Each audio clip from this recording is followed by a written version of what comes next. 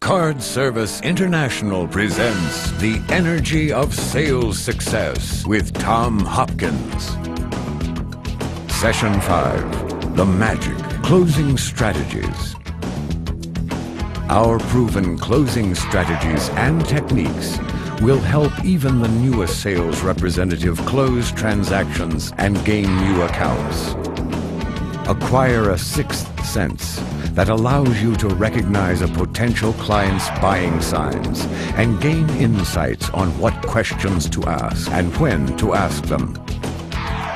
Our mission to provide the very best service in the transaction processing industry today. Beyond a doubt, of all the things that we're going to be covering, this is not only my favorite subject, and I do consider myself a teacher, so I will say to you, hopefully as a student, this is not only my favorite subject, but this is the most important art form in the entire art of selling. And that is developing your own closing style. Now let me begin by taking you back. Many years ago, I was given a definition by a person who trained me, and he was then considered the guru of American selling as we knew it at the time. And he had a definition that went like this: closing is a well-filled ink pen in the hands of a sane, mature individual who affixes a signature to a predetermined dotted line with no physical help from the salesperson. Now, you know, when I first heard that definition, I was emotionally turned off. And many people today, when they hear this term closing the sale, if they're like I was, they feel like that sounds like high pressure. That sounds like you've got to become aggressive.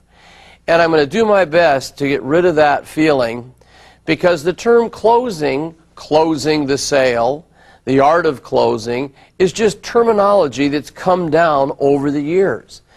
Gosh, I've read books that call it the consummation of a sale. I've read books that say the getting of the final agreement. All that is fine. Please don't let the term turn you off or threaten you as to having you believe you have to be someone that you're not comfortable with, because you don't. I decided, however, to write a definition of this thing called closing that's a little different, and it's the one that's in your book. You see, closing is professionally using a person's desire to own the benefits that we offer, then blending your sincere desire to serve in helping a person make a decision that is truly good for them. Now, if you dissect the words in that definition, all of you listening and watching, and you with me, should now become very proud to develop the art form of closing. Because you're, first of all, professionally using their desire to own the benefits of our wonderful Card Service International services. You're then blending your sincere desire not to sell, but look at the word there, to serve. Not in browbeating, pushing, but helping them make a decision that is truly, and this is the key, it must be good for them. Now, how many of you believe that what you do is good for them if they do not have your services? Let me see your hands.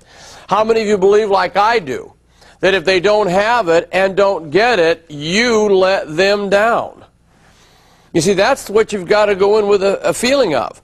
If I walk out without closing the transaction, getting all I need to get them started with us, they have lost more than you see. So, this art form is something you must be proud of. That's one reason why when I meet a person that is the top producer in a company, inside when I meet them, I say, you know, I'm really proud of you because you're helping a lot of people benefit every day.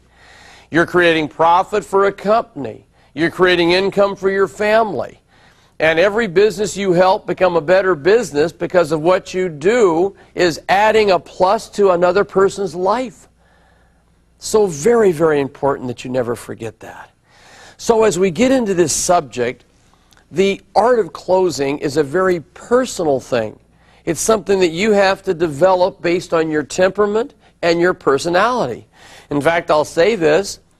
If I could right now walk across this stage, some of the highest income earning people I've trained in the last 27 years that I've been full-time teaching, you would be amazed how different some of them look.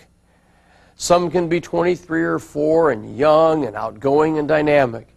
Others can be 30, 35, 40, and they can look rather much like an average person and talk very slow and be somewhat timid and shy, and they're still top producers. I have one woman that is 78 years of age, earns over $1 million a year of income, and has been in sales since 1940-something. And she is one of the highest paid salespeople in the world. And she is soft, gentle, loving. People meet her and they say, "It's Grandma." And she always walks out with a check. So the point I'm getting at, you cannot judge a great closing specialist by the outward appearance. It's their skill level, their heart. I call it the heart of a champion, who learns this art form, applies it every day, becomes a master of it. In fact, I believe that we all have to live by what I call the ABCs of closing. Now, you know what ABC stands for? Always be closing. That means whenever you meet a person, you are using your persuasive ability to close for the opportunity to analyze if they have need for our services. You're closing on the telephone to get the appointment to visit. You're closing when you walk in to have them forget everything for a few minutes so you can begin presentation. You're then closing for them to fill out your information sheet. See, that's a little close. You're then closing to have them get all the documentation, Social Security number, all you need on your application.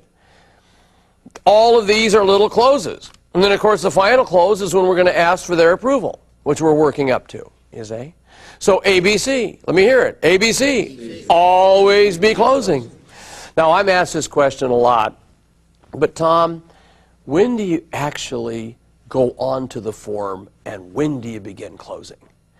Well, first of all, no one can teach you exactly when to close. You will have to teach yourself, and the way you'll teach yourself is by making yourself do something. Make a note and you look in your workbook. You will learn when to close by making yourself close too soon and too often, and thus you'll develop your own closing instinct. See, it's got to become your own closing instinct, where it's natural. Now, most people in sales that are not successful, they close too seldom or too late, which means they never get onto the darn paperwork, and so if you're not on the paperwork, you can't really close a sale. So there is no exact time to close a sale. You will develop your closing instinct by making yourself, let me hear it, close too soon and too often.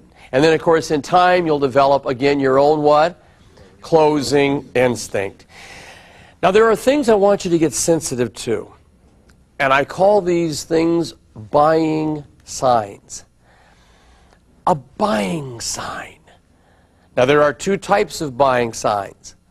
First, label the first type verbal. A verbal buying sign is something they say that is a positive stimulus that lets you know they want to go further. So next to verbal, would you write comments? You know, we should have done this years ago. That's a buying sign. All right? Now you come in,